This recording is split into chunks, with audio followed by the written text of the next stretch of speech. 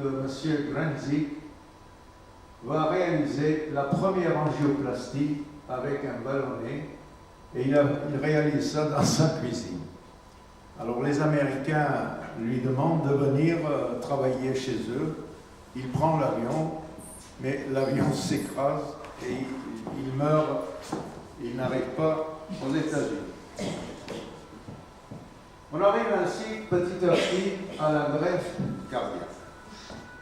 C'est en 1960, le docteur Shumway de Stanford était en train d'étudier les techniques de conservation du myocarde par le froid. Il avait un laboratoire où il y avait des chiens.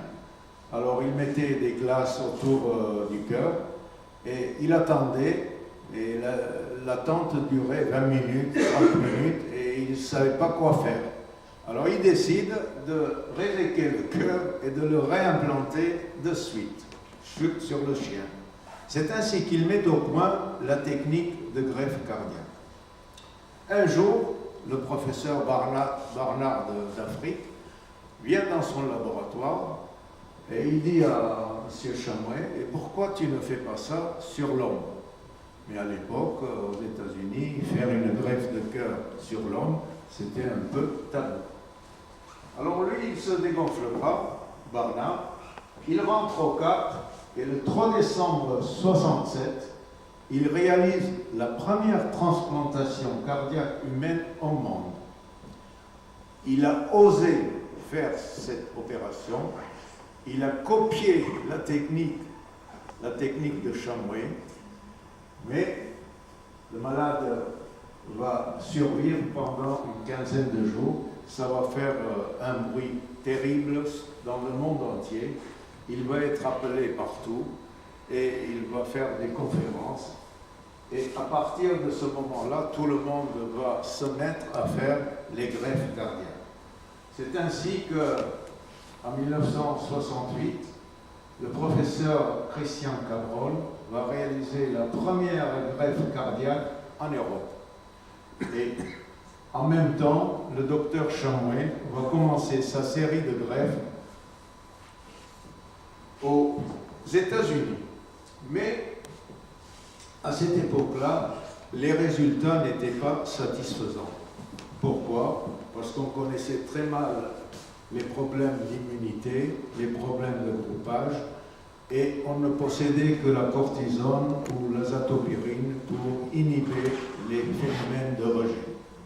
Un jour, le biologiste suisse, Borel, va en Norvège et il recueille quelques champignons et il rentre chez lui à son laboratoire en pensant trouver un antibiotique. Mais malheureusement, il trouve une molécule qu'on appelle la cyclosporine, mais qui n'était pas un antibiotique. Mais c'était un excellent inhibiteur des lymphocytes. Alors que la greffe cardiaque a commencé en 56-57, pendant une vingtaine d'années, il va y avoir une mise en veilleuse à cause des problèmes de rejet, parce qu'à l'époque, la mortalité opératoire était très importante. Il était de 10% pour la survie à un an. C'était pas beaucoup. Alors depuis qu'on a trouvé cette cyclosporine, tout le monde va se mettre à utiliser et les greffes cardiaques vont repartir dans le monde entier. Et on va obtenir des résultats très satisfaisants.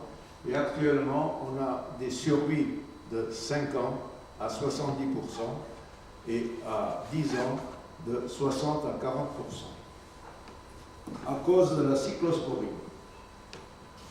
Puis d'autres chercheurs, alors le problème de ces greffes, c'était qu'il n'y avait pas assez de donneurs et il y avait une liste d'attente qui s'allongeait et actuellement en France, il y a des centaines de personnes qui sont en attente de greffe cardiaque. Alors il y a quelques chercheurs, plusieurs chercheurs, qui se disent pourquoi pas inventer un cœur artificiel. Alors il y a plusieurs chirurgiens qui ont essayé donc de mettre au point des techniques Ici, vous avez une technique pour favoriser le débit du ventricule droit, et ici le ventricule gauche. Mais c'était des appareils qui nécessitaient une source électrique externe, parce que pour faire fonctionner ces pompes. Puis ensuite, on a eu d'autres chercheurs qui ont mis au point des turbines, en particulier le Jarvik 2000 ici, qui est placé dans le ventricule gauche avec un courant électrique. Cette turbine augmente le débit cardiaque du ventricule gauche. Et il y a avec ici la sortie derrière l'oreille pour l'alimentation électrique. Alors il y a actuellement dans le monde entier des patients qui ont cet appareil et depuis des années, et ça fonctionne. Ensuite, c'est le professeur Carpentier. Après 15 ans d'études, de recherche, il va mettre au point avec Lagardère un cœur artificiel, le Carnat. Il y a 2 ans, cette prothèse, ce cœur artificiel a été implanté sur 4 patients. Mais la durée de survie n'a pas dépassé quelques mois. Donc, il continue ses recherches pour améliorer cette prothèse.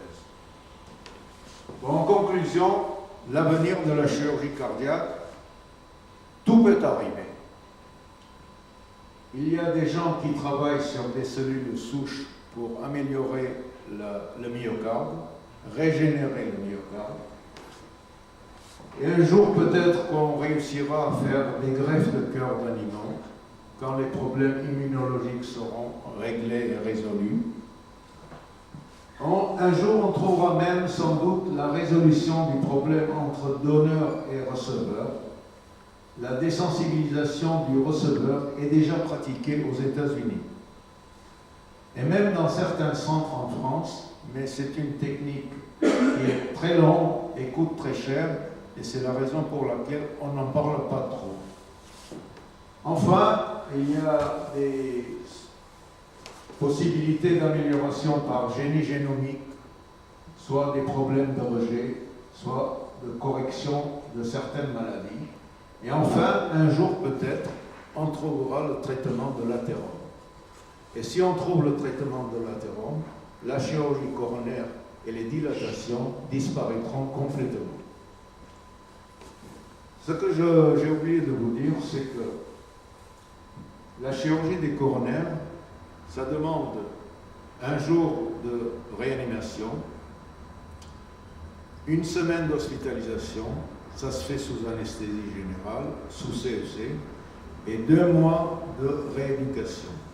Alors que les angioplasties, ça se fait sous anesthésie locale, la durée d'hospitalisation est de 3 jours, et les résultats sont très satisfaisants.